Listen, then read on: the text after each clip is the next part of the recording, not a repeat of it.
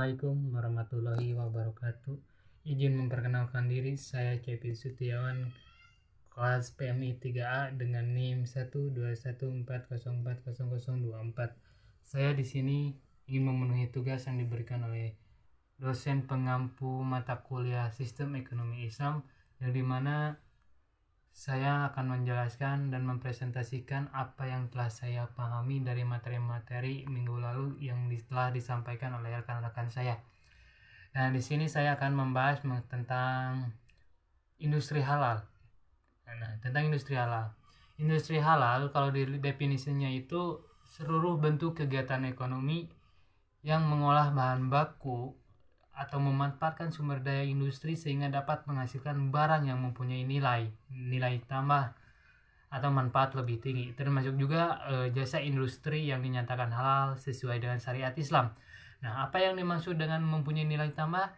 Nah, yang dimaksud dengan nilai tambah itu bisa untuk diolah dan dijual, lalu dikembangbiakan, dijual gitu. Nah, selanjutnya itu ada ruang lingkup. Nah, ruang lingkup dari industri halal itu banyak ya teman-teman. Namun saya di sini akan menyebutkan 7 saja. Ruang lingkup dari industri halal yang pertama itu cakupannya berupa passion. Tahulah sendiri ya, passion itu seperti apa. Passion itu gaya hidup seseorang dilihat dari pakaiannya, terus dari segi tampilannya dan lain-lain ya. Lalu yang kedua itu ada logistik. Yang ketiga ada makanan dan minuman. Nah, makanan dan minuman itu kebutuhan pokok kita ya selaku manusia gitu ya. Kalau kita tidak ada makanan dan minuman, otomatis kita tidak bisa makan, tidak bisa minum, kan kita juga bisa kelaparan gitu. Nah, industri halal itu berperan banget di sini. Lalu ada yang keempat, layanan perhotelan. Layanan perhotelan di Indonesia ya kalau dilihat-lihat itu udah semakin berkembang ya dengan adanya label-label halalnya gitu. Jadi halal gitu ya, banyak di sini, yang di Bandung juga ada. Yang kelima itu ada komestik dan perawatan pribadi.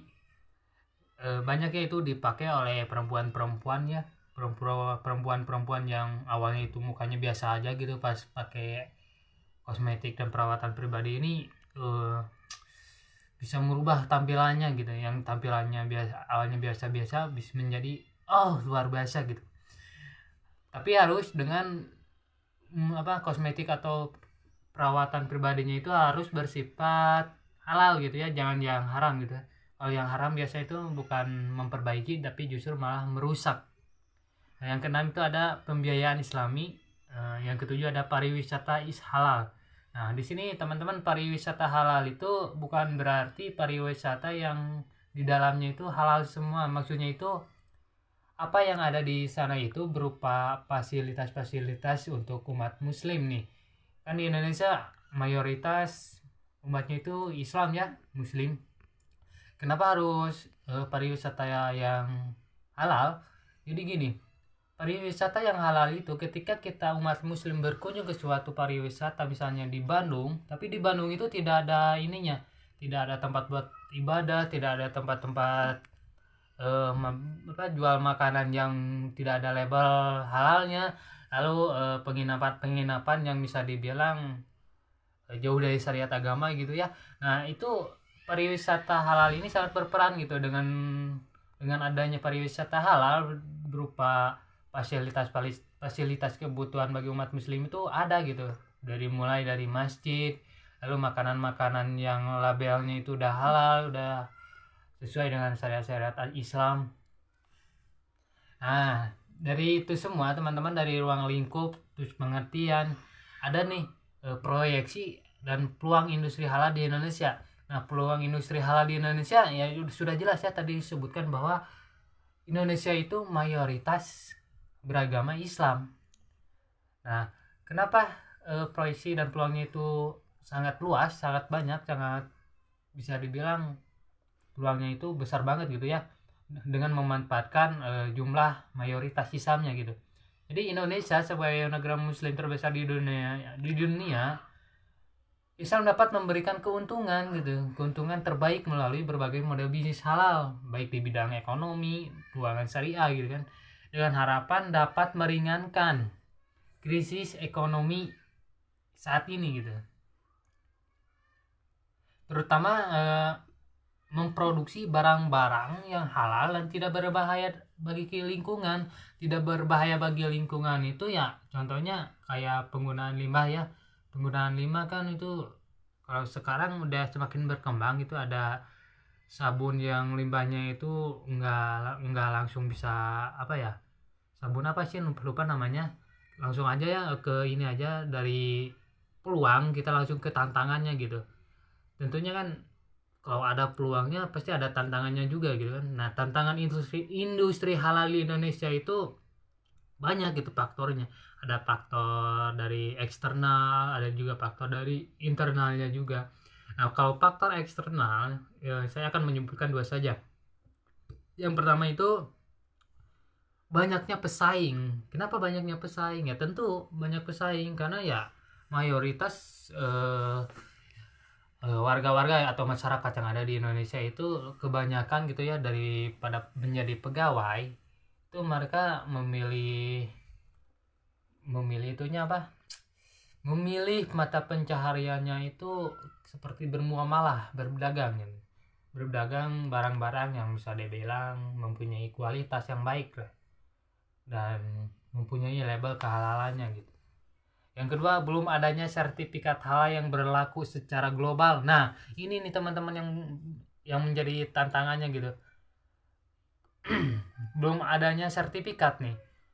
Suka ada pertanyaan yang dimana itu pertanyaannya ini, gini sih nah, gimana sama pedagang-pedagang kecil yang dimana perdagangannya itu dari segi proses pembuatan bahannya, dari bahan-bahannya itu udah pasti halal gitu ya, tapi dari segi penjualannya, dari segi kemasannya itu tidak ada label halalnya.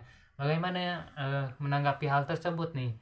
Nah, untuk itu bagi saya bahwa label kehalalan itu dikhususkan untuk apa ya, pabrik-pabrik yang besar gitu, perusahaan-perusahaan yang besar. Kalau perusahaan yang kecil-kecil ya kalau kita mampu buat membuat sertifikat, karena sertifikat itu butuh biaya juga gitu ya, biaya yang lumayan gitu.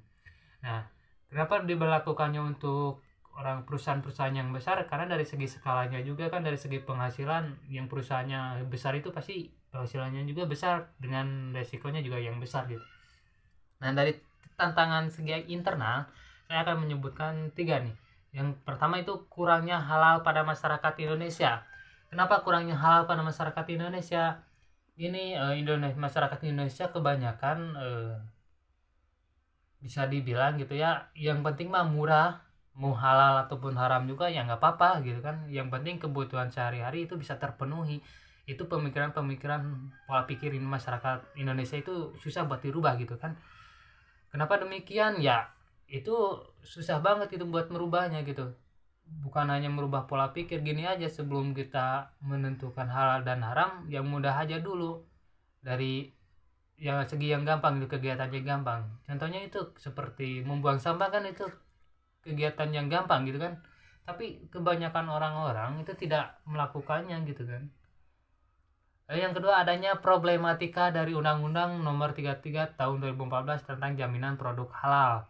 Nah, yang ketiga, rendahnya kesadaran masyarakat Indonesia untuk berkompetisi. Nah, rendahnya kesadaran masyarakat Indonesia untuk berkompetisi ini jadi seperti ini teman-teman. Sebenarnya partisipasi masyarakat Indonesia itu sangatlah penting. Kenapa? Karena dari mereka mengikuti kegiatan-kegiatan, acara-acara yang bisa dibilang mempunyai kualitas yang kehalalannya itu sesuai dengan ajaran Islam, itu partisipasi mereka itu sangat dibutuhkan gitu. Contohnya gini, kalau kita membahas halal dan haram, tentunya kebanyakan dari masyarakat itu lebih memikirkan kebutuhannya saja yang penting terpenuhi. Nah, partisipasi yang dimaksud di sini itu masyarakat itu berpartisipasi seperti mengingatkan kepada rekan-rekannya gitu, kepada tetangga ataupun kepada kerabat-kerabatnya bahwa mengkonsumsi makanan-makanan halal, produk-produk halal itu sangat bermanfaat bagi kehidupan kita gitu kan. Kalau kita mengonsumsi makanan-makanan yang haram dan tidak berlabel halal, itu tentunya mempunyai resiko buruk buat kehidupan kita. Sepertinya materi yang bisa saya sampaikan dan apa yang telah pahami dari materi-materi sebelumnya sepertinya cuma segitu.